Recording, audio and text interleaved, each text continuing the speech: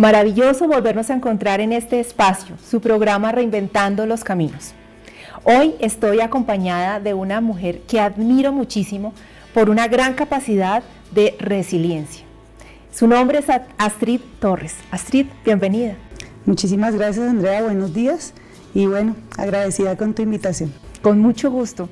Bueno, Astrid, cuéntanos qué es esto de ser Ángel Azul. Es una historia de vida para dignificar mi amor propio, primero que todo como mujer, y para resignificar un poquito el fenómeno.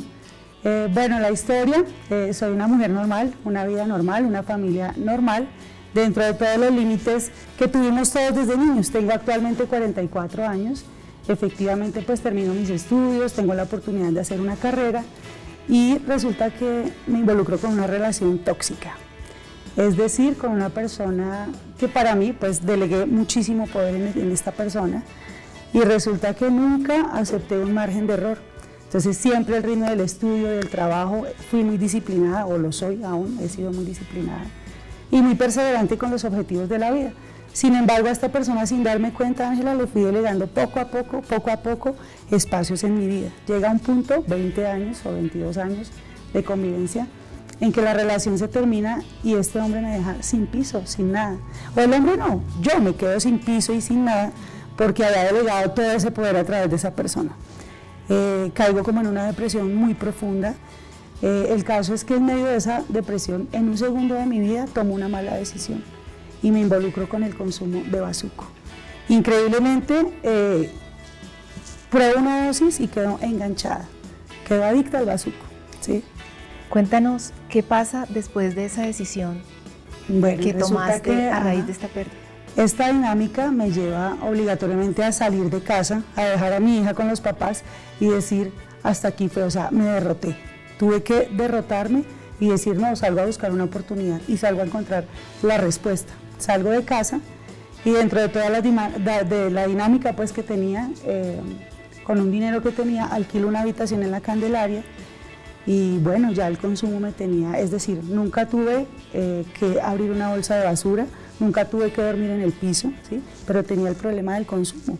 Entonces llego al Bronx, Ángela, alquilo una habitación en la Candelaria y empiezo a cuidar carros, a vender incienso, es decir, dentro de la dinámica de ese consumo fue muy triste. ¿Tú podrías compartirnos qué experiencias viviste en el Bronx? Sí, algo muy fuerte, pues es decir, la dinámica de una mujer es peor, la mujer es vulnerada y vulnerable absolutamente todo el tiempo. Entonces tampoco tuve que vivir, gracias al universo, ese tipo de ni un golpe, ni una riña. Yo era consumidora y era como una cliente de esas especiales, entonces el respeto pues allá se ganaba de esa manera, siendo muy serio. Yo siempre estaba muy deprimida, muy triste, pero en medio de todo esto yo observaba toda la dinámica de un ciudadano habitante de calle y en realidad pues observé cosas las más horribles que tú te puedas imaginar, desde muertes, violaciones, es decir, todas las personas que estaban allá, la mayoría eran vulneradas, ¿sí? Si no consumían. Dentro de la dinámica del consumo solo se permitía eso. Entonces tú dejabas de consumir, salías y volvías a entrar. En mi caso yo entraba, compraba, salía y todos los días era esa dinámica. Esto fue como unos 2 años que estuve en esa dinámica, fuera de casa. Entonces, ¿qué pasó, Ángela? Un día, ya pues como invocando al universo la oportunidad, me doy cuenta de una situación muy triste y a raíz de eso tomo la decisión. O sea, llegó a tu vida como una saturación. Sí, claro. Llegó un momento en que ya dijiste hasta aquí nomás. ¿Qué pasa después de tomar esa decisión de ya este límite? ¿Qué pasó en Astrid? Realmente cuando tomo la decisión, busco la ayuda, ¿sí? Me direcciono hacia una ayuda, que son los hogares de paso, y sin ser yo una ciudadana habitante de calle, estaba en la misma condición, Ángela, que ellos, ¿sí? Entonces prometo que voy a hacer el intento, porque lo intenté muchísimas veces y no lograba salir de ese flagelo. Es horrible, lloraba, mi vida era absolutamente triste en ese sentido. Entonces tomo la decisión, pido la ayuda, espiritualmente me conecto nuevamente y hago la promesa de que si salgo de esa condición, a partir de ese momento voy a rescatar a más personas en esa condición. ¿Cuál fue esa clase de ayuda que ya finalmente te permitió pasar a una segunda etapa en la que ya empieza a encontrarse una nueva Astrid? Sí, bueno, la ayuda básicamente fue hablarlo, ¿sí? Empezar por autoperdonarme, porque en realidad yo no me había hecho un análisis profundo de lo que sucedía conmigo. Y empezar a aceptar esa nueva Astrid. Yo me miraba al espejo y lloraba, porque no era yo.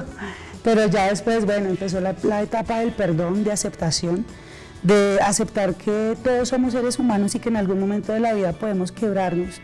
Pero ¿cuál es esa capacidad que tengo de restaurarme? Entonces, a raíz de mi propio perdón, de liberarme conmigo misma, empecé la búsqueda de ese camino. De la búsqueda. Y nuevamente retomar. Claro, retomar la vida. Y bueno, desde la tanatología hay una pérdida que también es muy significativa y es la pérdida de uno mismo. Así es. La pérdida, como tú empezaste a hablar de tu historia, una pérdida que por alguna circunstancia empieza uno a dar muchas curvas y se va perdiendo un poco el horizonte, pero tú dices el perdón para llegar a la aceptación. Finalmente, la aceptación es donde vamos a llegar cuando se vive un duelo profundo, en donde se pasa una serie de emociones y bueno, vienen muchas preguntas y análisis alrededor. Y aquí es en donde tú llegas a la primera aceptación que tenías que perdonar. ¿A quién fue la primera persona que perdonaste? A mí misma, absolutamente. Esa era la respuesta. Después de hacerme un análisis y de coger a esa Astrid como en pedacitos que quedaba de mí en ese momento, bueno, empecé a analizar, Ángela, no que me había llevado a esa situación, sino cuál era mi base y por qué me iba a levantar de esa situación. Empezar a desnudarme allá, dentro, en mis sentimientos, a escudriñar mi cabeza, mi corazón y decir, bueno, Astrid, o sea, me abracé yo misma, digámoslo así, y vamos para adelante. ¿Tú quisieras compartirnos qué pasó alrededor de tu familia cuando estaban viviendo este episodio? Pues imagínate que yo pienso que de las situaciones más tristes es ver cómo la familia sufre, ¿sí? Porque realmente es el desconocimiento de la situación y súmale a eso pensar que su hija, o sea, como madre, como hija, como hermana, estaba en este abismo. Entonces a ellos les dio muchísimo miedo y bueno, a raíz de ese miedo, ¿qué pasó? Tuvimos que separarnos. Entonces creo que esa fue una de las partes más duras, decir papá, mamá, familia, hija, chao, porque yo les estaba haciendo mucho daño. O sea, el daño que me estaba haciendo a mí no era tan profundo como el que estaban sufriendo ellos en ese momento. Te admiro por la resiliencia. ¿Cómo la defines? La resiliencia es la capacidad que tenemos todos de recuperarnos de cualquier situación abrumadora, de cualquier circunstancia dura de la vida. La resiliencia es la capacidad que tú tienes de transformar ese dolor para construirlo en tu fortaleza más adelante. Y qué mejor poderle encontrar un sentido a la vida, ¿no? No abandonar que la vida finalmente es la que nos acompaña y que si valoramos toda su presencia, que solo teniendo la vida podemos recuperarnos de estos errores, de estas situaciones difíciles y apalancarnos, salir adelante pues para poder perdonarnos, perdonar a otros y bueno, ayudar a esta sociedad que tanto lo necesita. Fíjate que las bases sí son importantes, lo que te dan en casa perdura para toda la vida. Entonces, lo importante que es en los hogares, mamás, papás, hay que dirigirnos con estrategias de amor hacia nuestros hijos. Es la única manera que tenemos para afrontar todo lo que externamente está afectando hoy en día a nuestra sociedad. Estás realizando también un proyecto maravilloso en los colegios. Cuéntanos de ese programa. Sí, resulta que pertenezco al equipo de educación en calle y es como un área muy bonita porque ya se refiere al tema específico de prevención en comunidades educativas. Entonces hacemos desde grados pequeñitos hasta grados grandes. Específicamente trabajamos la vulnerabilidad desde los grados sexto, séptimo a 11, que son edades en donde los chicos empiezan a explorar nuevas experiencias. Y llevamos estos testimonios de vida para que, Ángela, para que sea tan importante que ellos tengan ese espejo de vida que tal vez yo no lo tuve, ¿sí? Y que es tan importante a través de nuestra experiencia transmitirles a ellos el amor propio, inducirlos a que cada vez se construyan como personitas. No, maravilloso, maravilloso porque están ustedes prestando un servicio increíble a la comunidad que hoy en día es tan útil y necesario y poder entender que vuelvo y retomo este tema del error, nos equivocamos y salimos adelante y que una mala decisión pues sí, tiene sus consecuencias y qué tan importantes son los valores, los principios en familia, en comunidad, Sí. para esta clase de situaciones que se presentan, ¿no? Que se Sí. presentan. Astrid, muchísimas gracias por compartir este espacio con nosotros en Savi TV.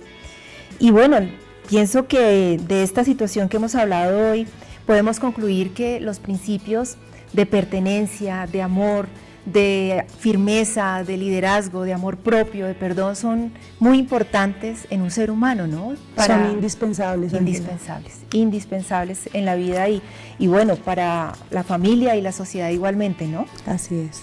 Astrid, muchísimas gracias por compartir este espacio aquí con nosotros.